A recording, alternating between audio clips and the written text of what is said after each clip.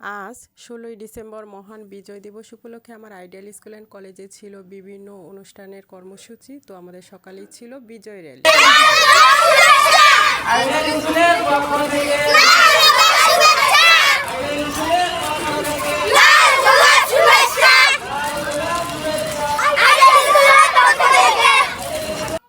আসসালামু আলাইকুম everyone, welcome to my new video. আজকে চলে আসলাম ১৬ই ডিসেম্বরের একটি ব্লগ নিয়ে আপনাদের মাঝে শেয়ার করার জন্য। ইনশাল্লাহ সবার ভালো লাগবে। তো আমাদের স্কুলের প্রোগ্রামে প্রথমেই ছিল কোরআন তেলাওয়াত, তারপর জাতীয় সঙ্গীত, এরপরে আমরা বের করেছিলাম বিজয় র্যালি।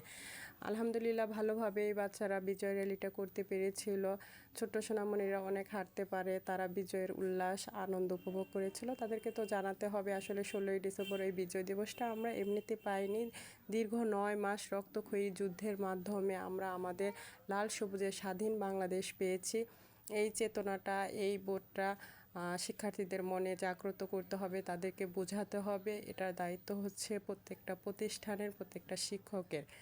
কারণ শিক্ষার্থীরা বুঝতে পারবে না মুক্তিযোদ্ধারা কত কষ্ট করে, তাদের কত কষ্টের বিনিময়ে অর্জিত হয়েছে আমাদের লাল সবুজের পতাকা। ১৬ই ডিসেম্বর বাংলাদেশের সর্বত্র পালন করা হয় সব জায়গায় বিভিন্নভাবে। তেমনিভাবে আমাদের আইডিয়াল স্কুলে পালন করেছিলাম আমরা, বিভিন্ন সাংস্কৃতিক অনুষ্ঠানের আয়োজন করেছিলাম, লাইভে আপনারা দেখতে পেয়েছিলেন। তো ইতিমধ্যে আমরা র্যালি শেষ করে স্কুল প্রাঙ্গণে চলে আসছি। তো স্যার বললো সব স্টুডেন্টদের ঝালমুড়ি খাওয়াবে। এর জন্য আমরা আমাদের যে খালা আছে, হেল্পিং হ্যান্ড খালা একটা বড় ড্যাগের মধ্যে ঝালমুড়ির মশলা এনেছিল স্যার, সেটা দিয়ে মুড়ি মেখে বাচ্চাদেরকে এখন ঝালমুড়ি দিতেছে সবাইকে।